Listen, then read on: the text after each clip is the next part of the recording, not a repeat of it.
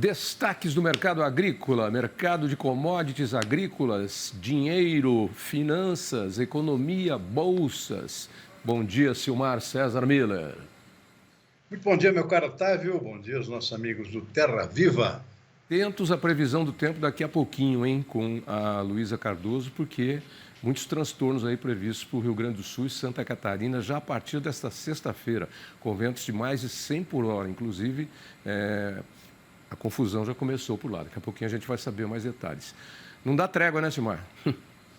É impressionante. E, claro, a agricultura, que é o nosso assunto aqui, muito prejudicada por conta desse clima. Não só no Rio Grande do Sul, com excesso de chuvas, como também em outras partes do país, por falta disso. Que é o caso lá do norte do país, Manaus, por exemplo, faltando água para consumo até, né? Por conta do, literalmente, esvaziamento dos rios amazônicos. Né? É impressionante os efeitos dessas mudanças climáticas. Quem diria, né? Faltar água na Amazônia, em Manaus, cercada de água por todos os lados. É impressionante. Inclusive, centenas de botos cor-de-rosa já morreram lá na Lagoa do Tefé.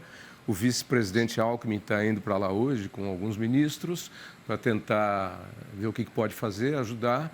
Mas há um pedido lá do governador de ajuda mesmo, porque a coisa está muito feia por lá. Uma seca grande. Inclusive, a praia famosa lá, que é de Ponta Negra lá, as pessoas estão proibidas agora de ir lá, desde ontem, se eu não me engano, por conta da poluição do rio. Baixou muito a água, o Rio Negro ali ali não é o Amazonas ainda, o Amazonas se encontra ali, mas ali a margem do Rio Negro está poluído, por isso que se chama Ponta Negra.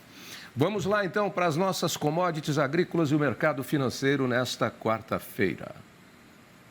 Tá bem, mercado financeiro um pouco mais calmo hoje. Ontem tivemos uma alta forte do dólar, queda forte das bolsas por conta de preocupações com a economia americana e com as decisões que podem ser tomadas pelo Banco Central dos Estados Unidos, o Federal Reserve, que possivelmente deve aumentar novamente as taxas de juros por lá, na contramão do que está acontecendo aqui no Brasil. Porque lá a inflação não dá trégua, os preços seguem subindo, aliás, os empregos seguem crescendo, em meio a, mesmo com o aumento de taxas de juros, com a tendência do Banco Central travar cada vez mais a economia para tentar conter a inflação, mesmo assim, a economia segue a todo vapor e isso é inflacionário, isso preocupa o Banco Central americano, portanto, mais taxas de juros. Isso foi o que provocou uma alta forte do dólar ontem, 1,7%, pelo que eu me lembro. Hoje o mercado mais calmo, praticamente estável o dólar agora nesse momento, R$ 5,16. Mercado de ações também calminho hoje, ações, o índice Bovespa na B3 praticamente estável também nesse momento agora, fim de manhã de quarta-feira. Petróleo com forte queda no mercado internacional, 2,8% nesse momento, caiu abaixo dos $90, tá? Em 88,40. Eu acho que isso tirou um peso da mão da Petrobras, que já estava ensaiando aqui um aumento dos combustíveis, possivelmente talvez não seja necessário, embora tenha o efeito retardado aqui da forte alta que nós tivemos até o mês de setembro. Petróleo 88,40 agora, tipo Brent, que é exatamente isso que é referência para o nosso. Chegou a perto de 98, né? Ou seja, caiu bastante nas últimas semanas. Mercado de commodities agrícolas, soja na Bolsa de Chicago estável nesse momento, milho cai 1 ponto percentual, trigo despenca aí 2,6% de queda, refletindo uma melhora das exportações, da tendência das exportações da Ucrânia. A Ucrânia fez acordo lá com a Polônia, também com a Lituânia, para tentar exportar por portos do Mar Báltico, já tinha feito um acordo com a Romênia para exportar pelo Rio Danúbio e sair lá pelo Mar Negro mais embaixo. E tem notícia nova agora de que está havendo um certo relaxamento da fiscalização russa lá nos portos da própria Ucrânia. Tem navios chegando por lá. Parece que são 12 navios lá que estão a ponto de atracar e podem acabar escoando a parte dos excedentes de grãos da Ucrânia, que está em plena colheita nesse momento, também pelos seus próprios portos. Ou seja, aparentemente está havendo uma trégua por lá, essa guerra que já se prolonga por mais de 1 ano e meio, está vendo? Isso derrubou os preços do trigo hoje, 2,6%.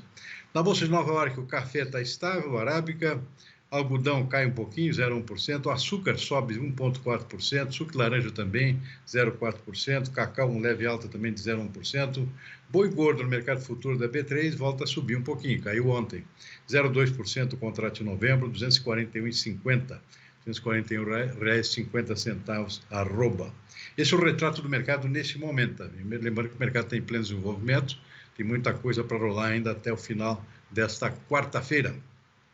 E a gente abriu hoje nas notícias aqui, depois das manchetes, com um possível aumento aí da produção de açúcar na Índia. A Índia é o termômetro do açúcar, né? E teve aí sérios problemas por conta de queda na produção, mas ainda está muito aquém daquilo que pode ser.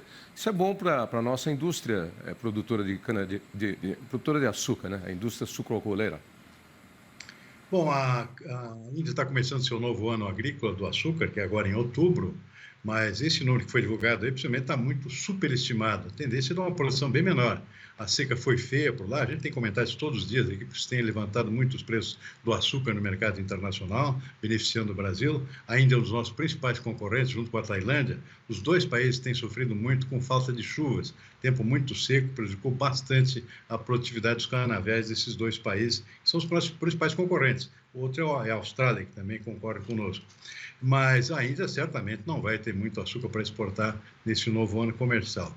Havia indícios até de que poderia barrar totalmente as exportações para poder proteger o seu mercado interno. Então, agora, talvez consiga liberar alguma coisa para exportação, mas certamente ainda não vai ser um concorrente importante para o Brasil nesse novo ano comercial internacional do açúcar que está começando agora. Portanto, a tendência é o açúcar continuar bastante valorizado no mercado internacional, beneficiando o Brasil também em 2024, assim como foi durante esse ano. Essa, pelo menos, é uma tendência aqui dos principais analistas que acompanham a produção indiana, que em muitas partes aqui não concordam com essas estimativas mais recentes aqui de ainda 31 milhões de toneladas de açúcar. Possivelmente vai ficar muito abaixo disso aí.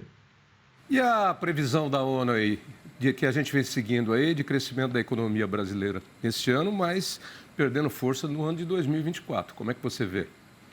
Está dentro de todas as estimativas que estão circulando no mundo e aqui no Brasil também.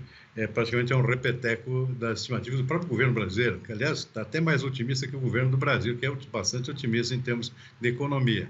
O ministro da Fazenda aqui, o nosso, está prevendo 3,2% de crescimento da economia brasileira para esse ano. Esse relatório que saiu hoje, desse órgão da ONU, prevê 3,3%. Estou muito otimista aqui com o Brasil, mas de qualquer forma a economia brasileira está na contramão do resto do mundo esse ano. Está crescendo, enquanto outras partes do mundo estão patinando. No caso da China, por exemplo, com um crescimento muito fraco esse ano pelos padrões chineses, a Europa também, nos Estados Unidos um pouquinho melhor, mas nada muito importante. Então o Brasil está meio na contramão, só que vai pagar a conta no ano que vem. No ano que vem, todas as expectativas, inclusive do próprio governo, é de um crescimento menor esse ano. O único otimista para o ano que vem é o próprio governo brasileiro, que ainda prevê mais de 2% de crescimento, enquanto a maior parte dos analistas acha que não passa de 1,5%. Ou seja, o desempenho positivo desse ano tem uma conta a pagar no ano que vem, infelizmente.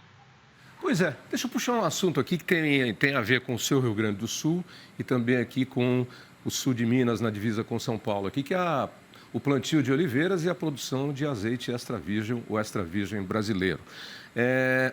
A seca que prejudica a agricultura no Rio Grande do Sul acabou favorecendo, nos últimos 3, 4 anos, aí, nesse ciclo, a produção de oliveiras. E nós temos tido lá azeites extra virgens de excelente qualidade.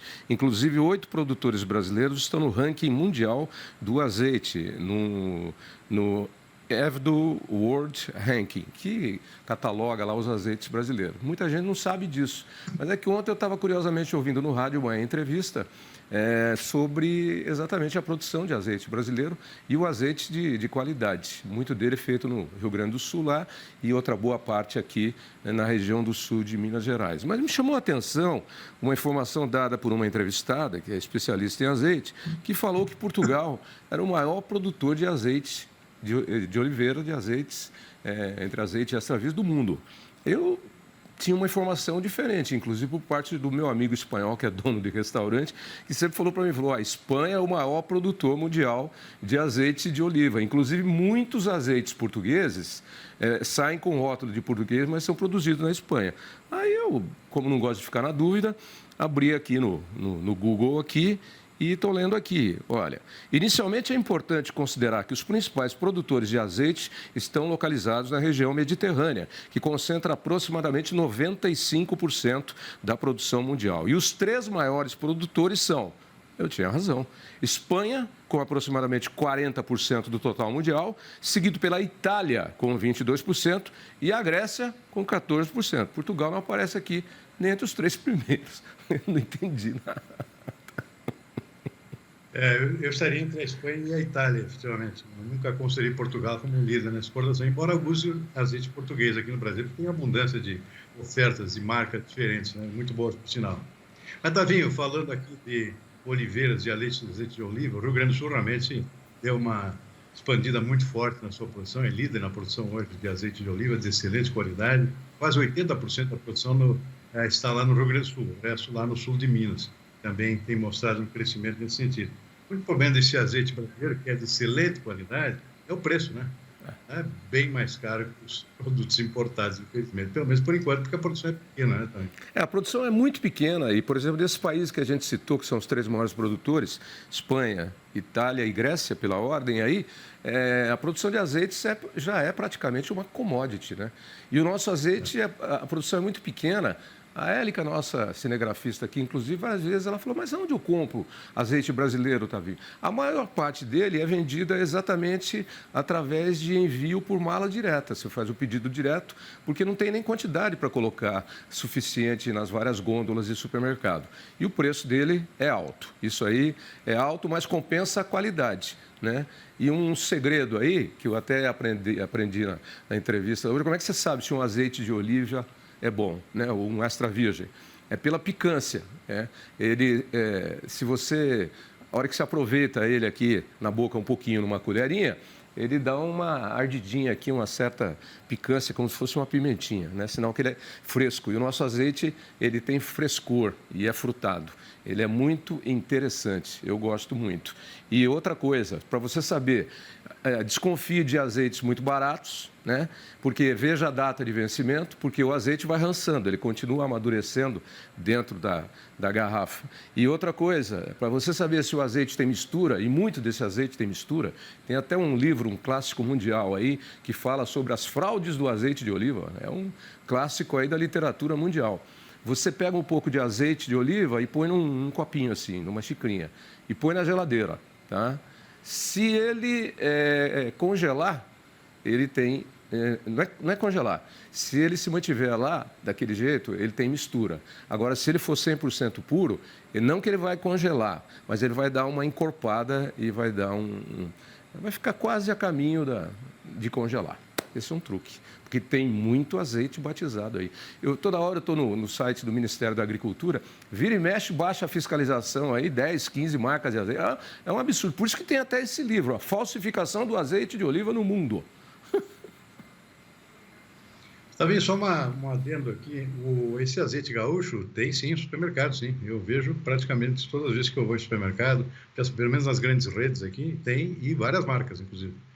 Existe uma abundância de marcas lá no Rio Grande do Sul, a produção é concentrada no sul do estado, e realmente você citou um ponto importante, assim como a uva, período de seca, e o Rio Grande do Sul sofreu nos últimos 2 anos, são favoráveis, né? A olivicultura também.